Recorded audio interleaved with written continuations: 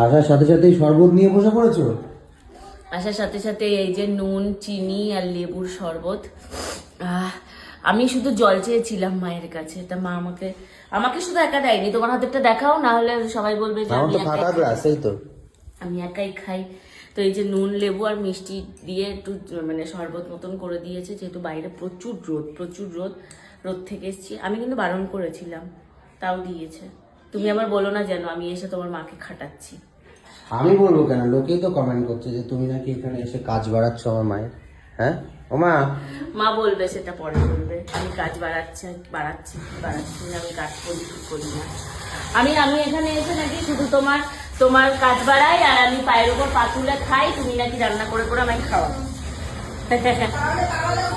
তারা যখন মন্তব্য করেছিল যে আমার ছেলের বউ নাকি আমার পছন্দ নয়, আমি কেঁদেছিলাম কেন? যে আমার ছেলে ঠিকঠাক জায়গায় প্রতিষ্ঠিত হতে পেরেছে, আমি ছোট থেকে তাকে বড় করেছি, তার আজ বিয়ে হতে চলেছে, সেটা হচ্ছে সুখের কান্না ছিল, ওটা দুঃখের কান্না নয়। তা মানুষ যখন মন্তব্য করেছে যে আমার বউ পছন্দ হয়নি, তারা আবার কেন মন্তব্য করছে যে আমি বউকে পায়ের ওপর বসে বসে খেতে দিই, বউ আমার সংসারে কাজ করে না, বউ ঘুরে বেড়ায়, বউ সারাদিন শুয়ে থাকে, তাহলে আমি বউ ভালোবাসি না আমার, তারা আমার চোখ দিয়ে দেখুক, আবার কেন মন্তব্য করে দেওয়া?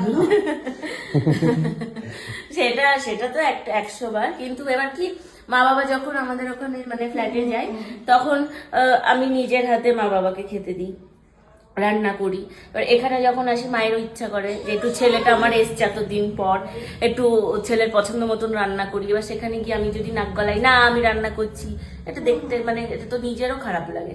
মা নিজের ছেলেকে নিজের হাতে করে খেতে দেবে, নিজের হাতে রান্না করে দেবে, এটাই তো স্বাভাবিক। এখানে এসে আমি মানে উপচে পড়ে আমি কেন মানে ছেলে আর মায়ের ইয়ে করতে যাব, স্বাধীনতায় হস্তক্ষেপ করতে যাব, তাই না? তোমরাই বলো।